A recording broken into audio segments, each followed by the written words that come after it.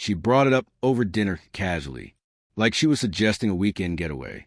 Have you ever thought about an open marriage? I didn't flinch, didn't respond. Just watched her cut through her salmon, like she hadn't just carved through 14 years. I gave a slow nod, not agreement, just a signal that I'd heard her. That was the moment everything froze. The bond, the illusions, the pretending. Her fork scratched the porcelain, and I memorized the sound. I didn't ask who he was. I already knew. We met in college. She was fire, driven, brilliant, always 5 moves ahead of the room, except with me, or so I believed. She once said I was her safe space, someone who didn't need to outshine her, only build beside her. So we built a life, a company, a dream. I missed the fractures, the business trips that grew longer, the second phone she never left unattended, the laughter that felt more hollow each day, subtle shifts easy to justify, until they weren't. It was a Tuesday. Rain traced lines on the windows. She left her phone on the sofa, screen facing up. She never does that. A message lit the screen. Can't wait to taste you again. Tonight. I didn't click it. I didn't have to. I stared at it like a language. I suddenly understood. That was when grief turned to clarity. I didn't confront her. Instead, I prepared. For 3 months, I became invisible, present but unseen. Her affair partner was predictable. A junior exec at the firm I helped her start. Young, cocky, shallow. The kind that thinks flirting equals intellect. I went to work, installed trackers, mirrored her cloud backups, collected receipts from every lie. Every excuse matched with location logs. I didn't feel rage, not yet. Rage is loud. What I felt was still deliberate. The betrayal wasn't the sex. It was the smugness. How she looked at me, like I was the only one in the room who didn't get the joke. She didn't know. I was rewriting the script. First, I separated the finances. Slowly, legally. Bought out her shares under anonymous LLCs. Shifted money overseas. All with documents she signed. Years ago in a refinancing deal I led, while she was busy locking lips.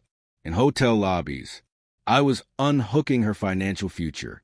Then I filed for divorce, not loudly, but with precision. She was served during a fundraiser. Cameras snapping. Her hands trembled as she opened the envelope.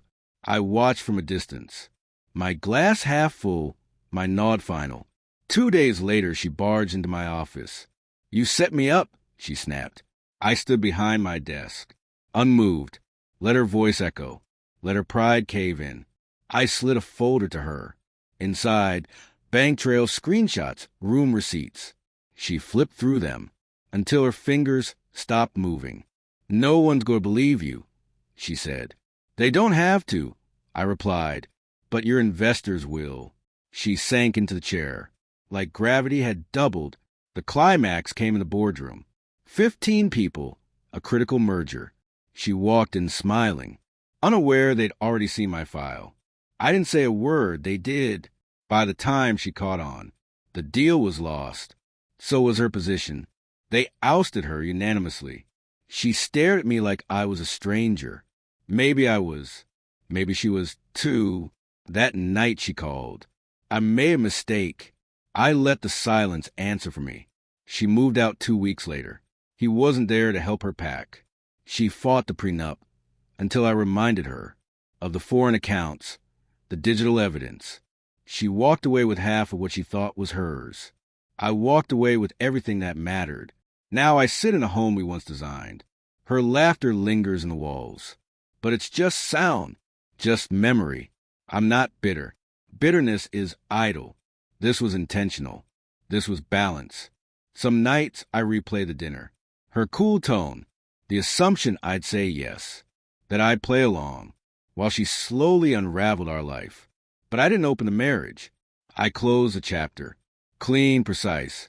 And when she left, I told her the only truth that mattered. There's no need to open what's already broken. You're free to go chase whatever was worth the ruin. She didn't speak, just turned, and I didn't watch her go. I poured a drink, sat down, and began the next chapter.